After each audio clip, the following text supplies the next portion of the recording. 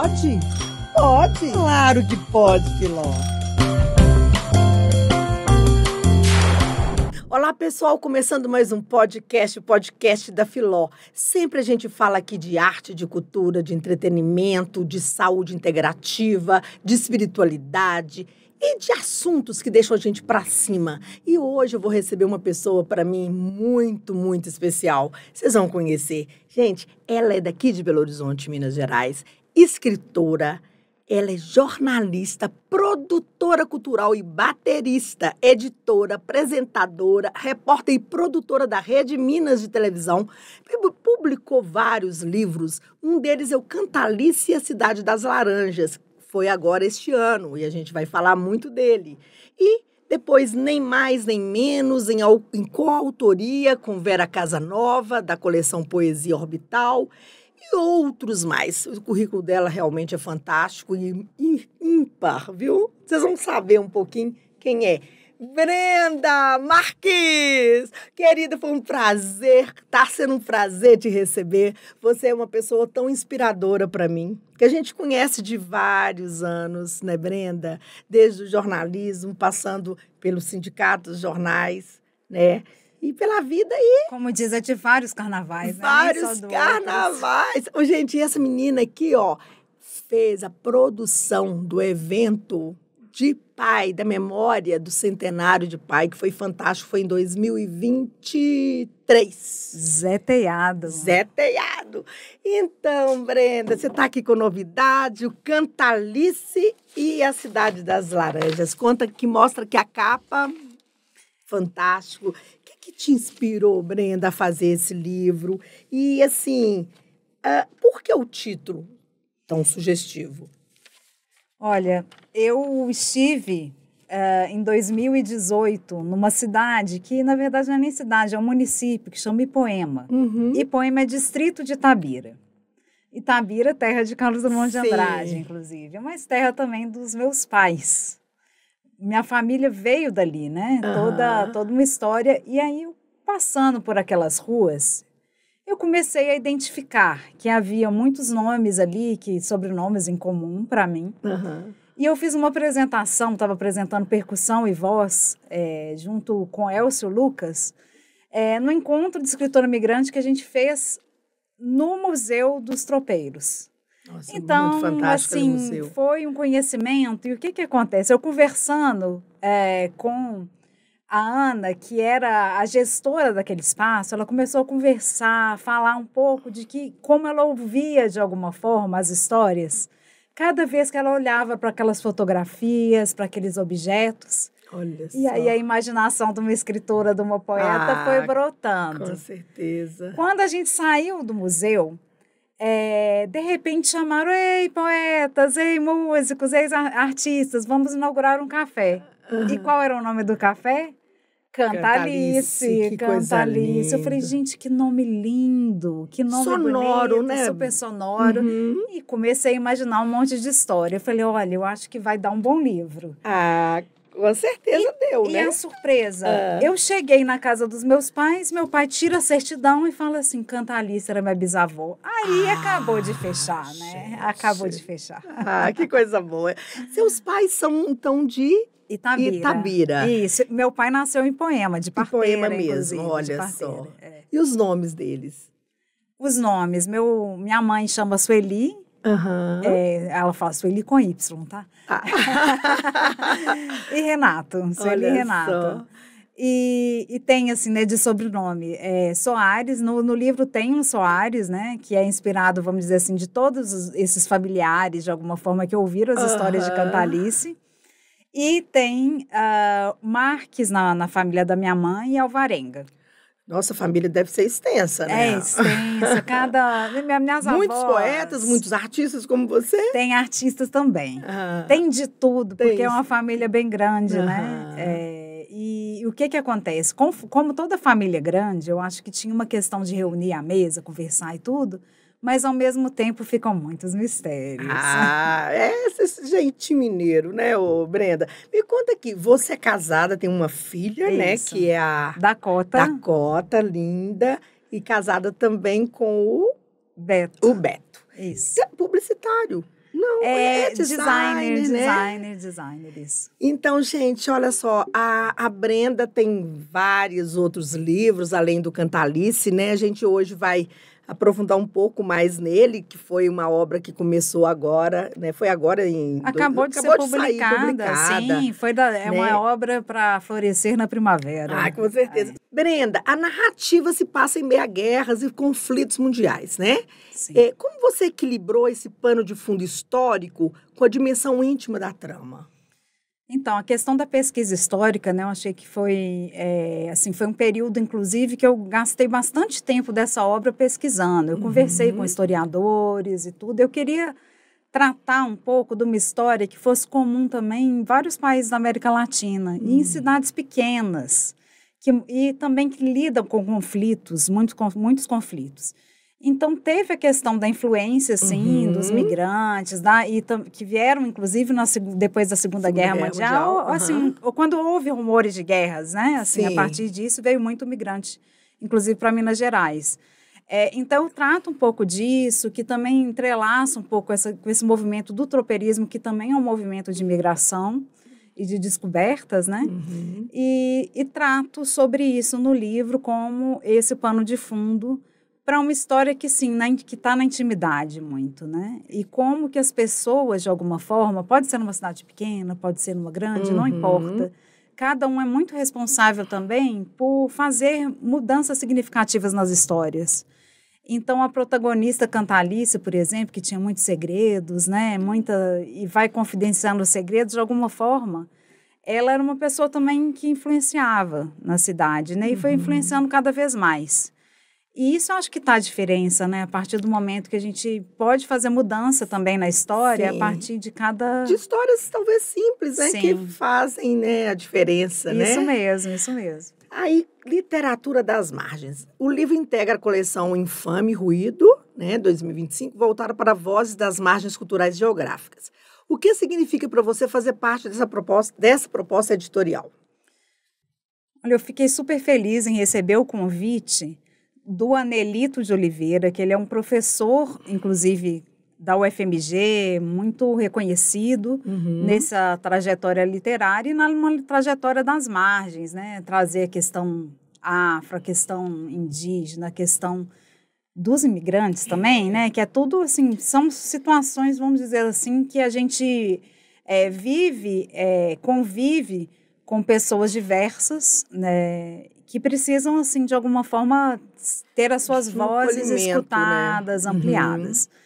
E esse projeto da coleção Infame Ruído, pela Imensa Editorial, ele está sendo circulado no Vale do Jequitinhonha, que é a região que tem um índice de desenvolvimento humano mais baixo do estado de Minas Gerais.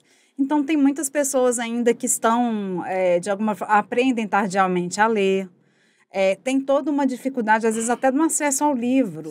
É difícil a gente pensar nisso, né? Como tem lugares que têm dificuldade de acesso, mas tem. Sim. Muitos vão conseguir receber um livro ali só numa biblioteca. Muitas vezes essa biblioteca está sendo montada ainda dentro de uma escola ou uma biblioteca comunitária. Então, é um desafio. E eu pensei esse livro muito para estudantes também de ensino médio, de alguma forma, que estão nessa crise, digamos assim, também enfrentam uma crise geracional, que é o quê? Muitas vezes não conversam mais com os mais velhos e dali acabam não aprendendo, né, tudo que, vamos dizer assim, essa ancestralidade traz. Suas raízes, né? E as raízes. Então, essa é uma história muito, assim, o que vai pegando o fio da história toda, está muito na relação de Cantalice com seu neto. Ou seja, uma história aí de amor entre gerações, de conhecimentos e descobertas. E entender que, claro que o neto aprende muito com Cantalice e Cantalice aprende muito com o neto, né? Todo mundo aprende com o outro. E é isso, né? Fazer esse contato intergeracional no momento em que, muitas vezes, a gente está comunicando só nos dedinhos, né, pelo celular. E aí tem esse desafio para não deixarem de escutar essas histórias e também de ler as histórias. Com certeza. Que nos ensinam muito. Por falar de desafio, qual foi o seu maior desafio no processo dessa escrita? Bem, o processo da escrita, como eu pensei ele a partir de 2018, aí chegou a pandemia, muitas pessoas estavam lançando os livros na pandemia. Mas eu falei assim, esse livro, de alguma forma, que fala, inclusive, de migração também, que fala de trânsito, né? Fala de, vamos dizer assim, por mais que está dentro de uma cidade, na verdade, que não é nem uma cidade em si, eu falo Cidade das Laranjas, mas é para falar, assim, deste lugar imaginado também, porque é um lugar também criado, imaginado, que trata de um Brasil rural profundo, e num momento que a gente estava passando, assim, muitas crises políticas também, né? Políticas, de saúde, de várias coisas. E eu falei assim, olha, eu gosto de fazer livros para circular e eu circular com eles. Fazer essas conversas, né? Poder tá livremente com ele. Então, ficou um pouco na geladeira, assim, o livro. Criar as personagens... fazer todos os diálogos das personagens também leva-se um tempo. E esse foi o dificultor, assim, maior? Eu acho que a dificuldade também é isso, de falar assim, não, agora a história, quando a história está pronta e vou colocar no mundo. Então, fazer esse desfecho é um desafio, sabe? E claro, encontrar a editora que mais possa traduzir aquela história, né? Traduzir, eu tô falando assim, o espírito da história. E sentir, né, realmente o espírito da obra, né? Isso. Teve alguma cena, alguma ideia que ficou para trás, que você pensou em executá-la, de você escrever, e que não funcionou, você teve de abortar ou não? Ele foi escrito muito em camadas, né? Para começar, tem uma história aqui que vocês vão conhecer depois, que é do Papai Lengo, que é um personagem, vamos dizer assim, secundário na história. Mas num primeiro momento, antes de conhecer o Café Cantalice, antes de saber isso tudo, eu pensava assim, não, essa história do Papai Lengo é bem forte. E eu acho que e tem a ver tudo com as laranjas, né? Porque ali era toda uma briga ali por questão de espaço para produzir, né? Como acontece em vários lugares do Brasil, assim, em que tem uma luta pela reforma agrária, que na época nem chamava isso. Mas Papai Lengo é essa figura que, de alguma forma, luta por um pedaço de terra para poder plantar. E eu queria, de alguma forma, que isso fosse evidenciado. Eu falei, agora vai ser Cantalice. Mas criei uma forma deles se entrelaçarem, dessas histórias se entrelaçarem, e esse é um grande mistério do livro. Você vai ler um pedacinho do Papai Lengo. Pode deixar. Viu? No final você vai ler pra gente.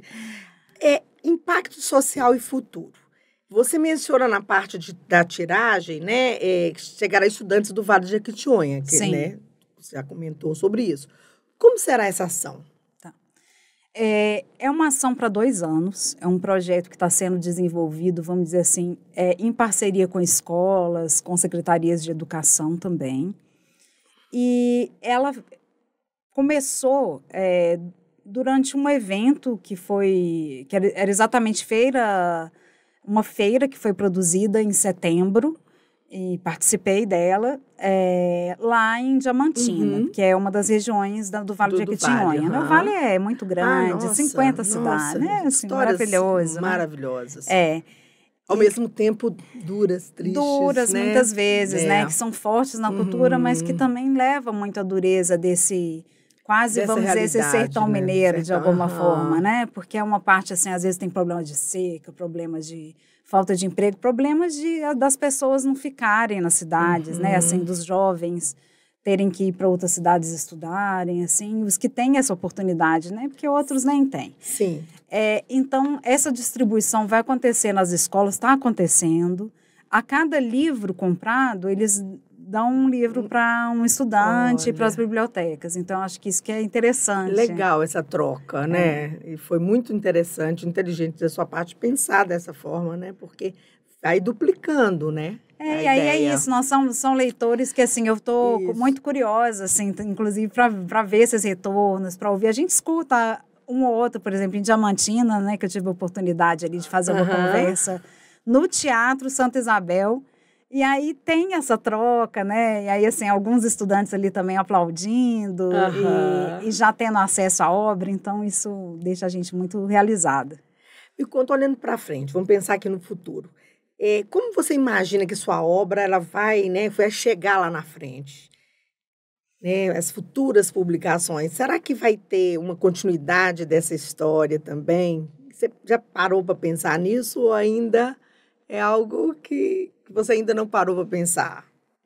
Eu estou curtindo, vamos dizer, essa criança, né? Essa Está começando obra, agora. né? E vamos ver se vai ter outros no gênero, estou falando do gênero de narrativas mesmo, né? Sim. Como é esse, que tem essa característica, uma novela, um romance histórico.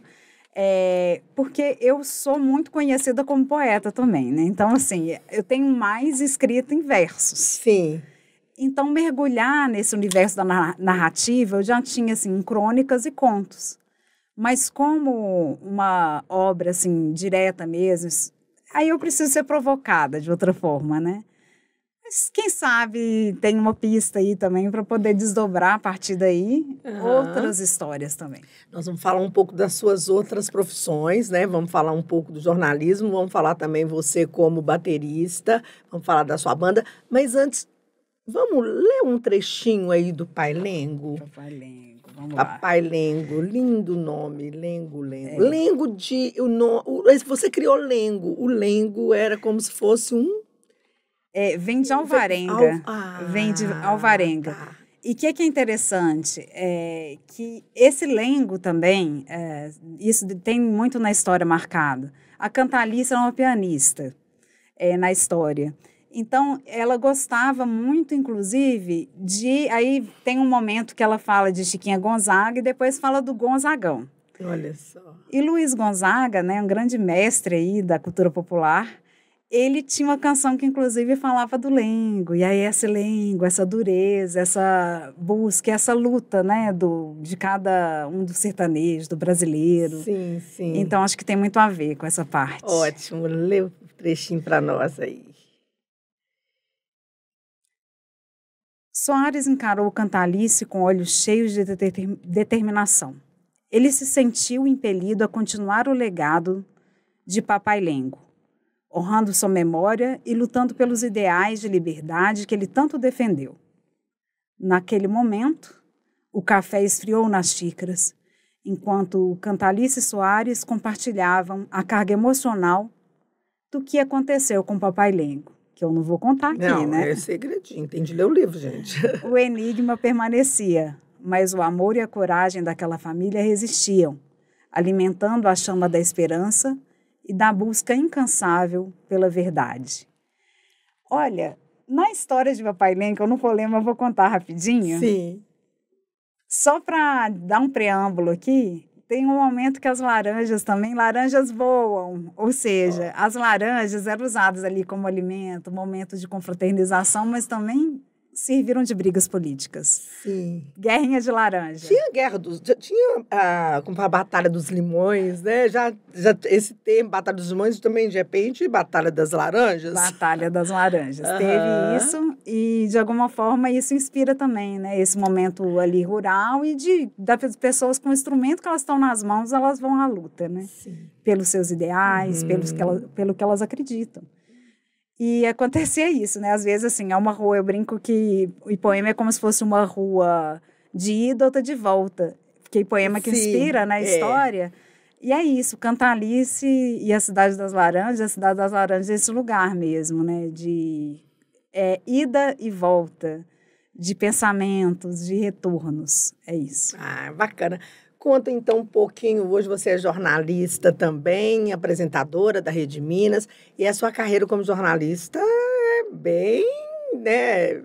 É uma história muito grande e muito em cima da Rede Minas, né? Me conta, como que foi a experiência? Foi mais Rede Minas, já quanto tempo? Já tem mais de 10 anos que eu estou na Rede Minas, né? Passou então, pela Globo também? É um período maior grande na Globo, eu participei da CBN. Ah, tá. Tá, né? Porque do Sistema Globo, né, de comunicação, eu estive na CBN por 3 meses.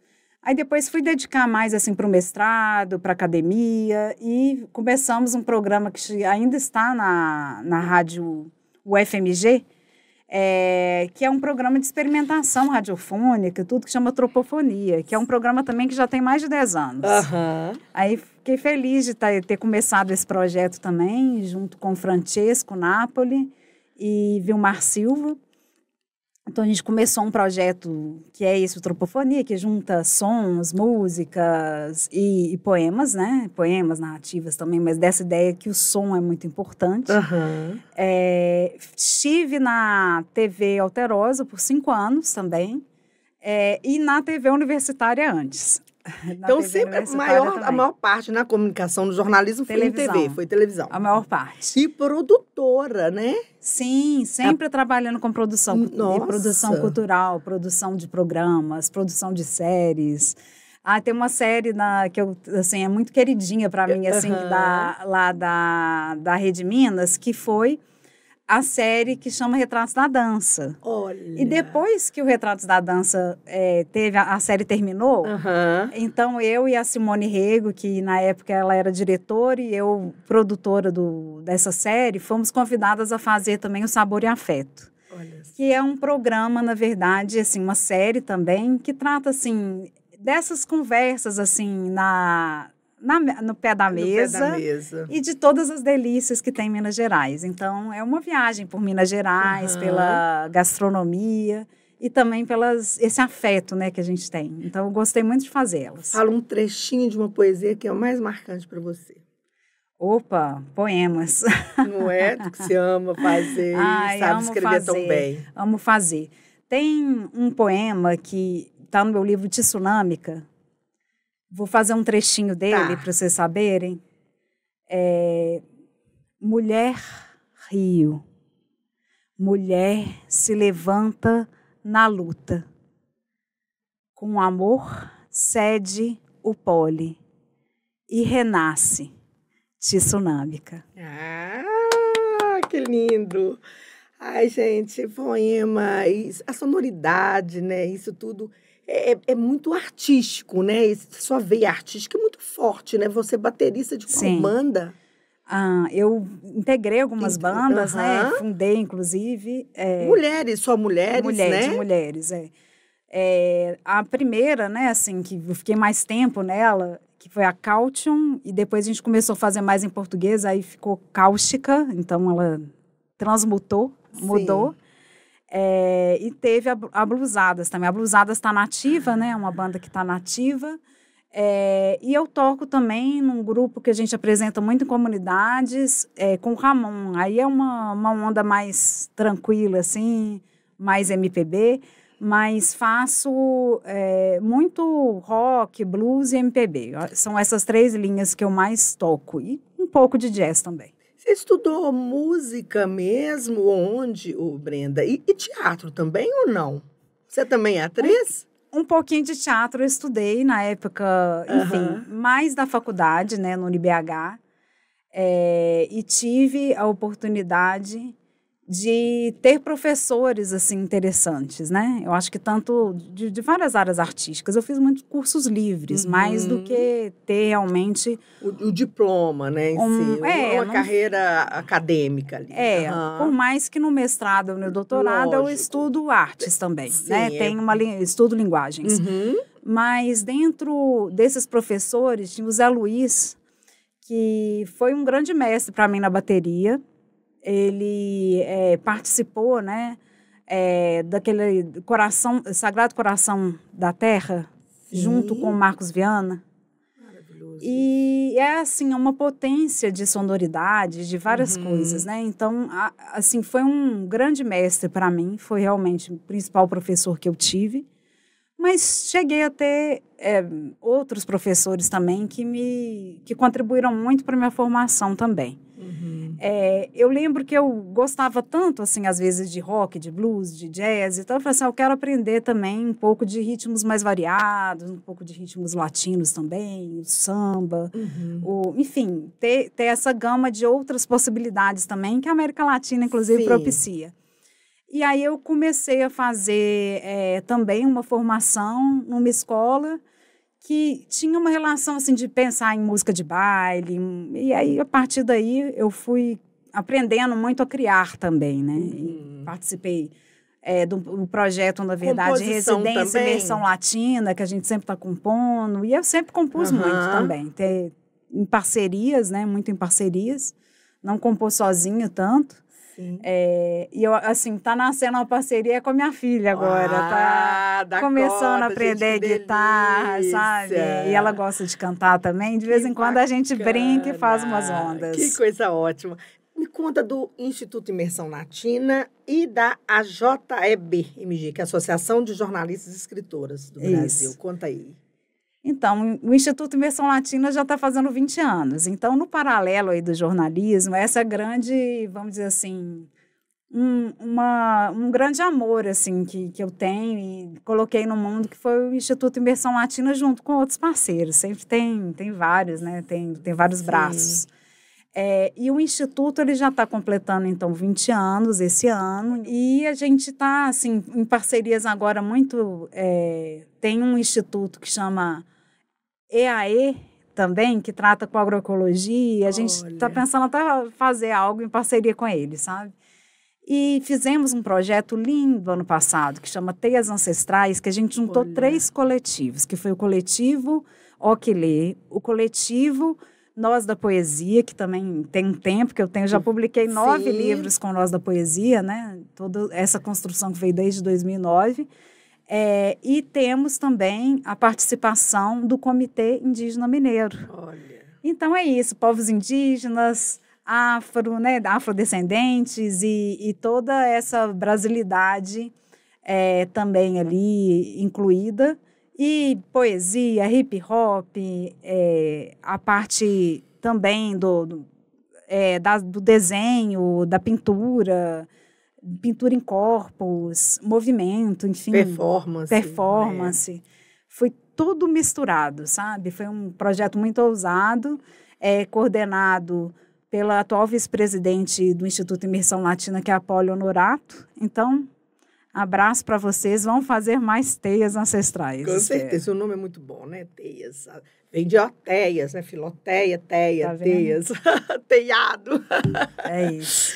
Projeto Minas Vivas, fala pra gente um pouquinho. Já, gente, infelizmente, já chegamos finalmente. Tinha uma história, nossa, muita coisa para contar, Brenda. Então, Minas Vivas surgiu na pandemia, né? Que foi um período que a gente via que as mulheres, assim, precisavam... de alguma forma, se apoiar muito as empreendedoras, muitas que estavam na cultura, inclusive, e que tiveram essa dificuldade de não poder, né, se apresentar, atrizes, enfim, várias redes ali precisaram ser montadas de acolhimento e de apoio. E de conversa, muitas vivendo situações também de violência nas suas casas, separações, rompimentos, enfim... toda uma situação que foi muito dura. E aí a gente pensou assim, todo mundo estava naquele negócio de fazer live, né? Vamos fazer live. Vamos fazer vivas. Vamos fazer vivas, adorei. Então foi o contrário. E as Minas Vivas. Então começamos, às vezes a gente só batia um papo assim com as pessoas mesmo, assim, mas aí, direto. Ao vivo mesmo? Ao vivo. De máscara e tal. Ao vivo, batia assim, chamava e a pessoa participava online. Aí fizemos um site, Minas Vivas, que está disponível, inclusive tem a produção de algumas artistas inclusive indígenas, que expuseram, né, seus trabalhos lá. E sempre quando tem feira a gente conversa, fala que está tendo uma feira para fortalecer também. E a gente está num projeto ousado agora, de estar mapeando exatamente para fazer mais no Vale de Jequitinhonha, porque assim, a gente tem trabalhado muito lá, inclusive com Imersão Latina, porque o Minas Vivas também acabou, o Imersão Latina abraçando esse projeto, que é um projeto de comunicação e de empreendedorismo feminino. Sim. E lá no Vale do Jequitinhonha a gente vê que tem muita mulher produzindo de uma forma super interessante e precisa de apoio, de fomento, de comunicar o tanto que é bacana o que elas estão fazendo. O artesanato lá é muito maravilhoso, rico, né? E tem tudo a ver com esse universo feminino, né? A maioria são mulheres, e tem povos quilombolas também na região do Vale do Jequitinhonha. Então, assim, é muita coisa que a gente pode trabalhar, memórias, pode trabalhar essa troca, né? Dentro de redes mesmo, comunitárias. Então, é um projeto que está aí para abraçar as mulheres que têm feito a diferença. Por falar de mulher, parabéns pelo seu trabalho. Você é uma mulher muito... Eu falo que você é multi, né? Tem um pouco pouquinho de tudo, gente. Essa mulher é uma guerreira, é uma força grande. Parabéns por seu livro. Parabéns por essa trajetória tão rica, tão viva, tão presente entre a gente. E volte mais, que eu quero falar mais de outros projetos, que isso aqui não para não, gente. Um beijo, Brendinha. Prazer estar aí no Pode Filó. Obrigada. Posso levar esse livro agora? Pode, é seu. Claro que pode, Filó. Pode, Filó, pode. Ô, gente, terminando mais um episódio, dessa vez falando com minha amiga Brenda Marques, figuraça, cheia de tudo, um pouquinho de tudo, área da comunicação, área das artes, poesia, música. E espero que vocês deem seu like, curtam, compartilhem e vem falar com a gente, mesmo que você esteja na sua casa online, dá pra gente falar, mas melhor pertinho. Pertinho fica melhor. Um beijo, até. Pode? Pode. Claro que pode, Filó.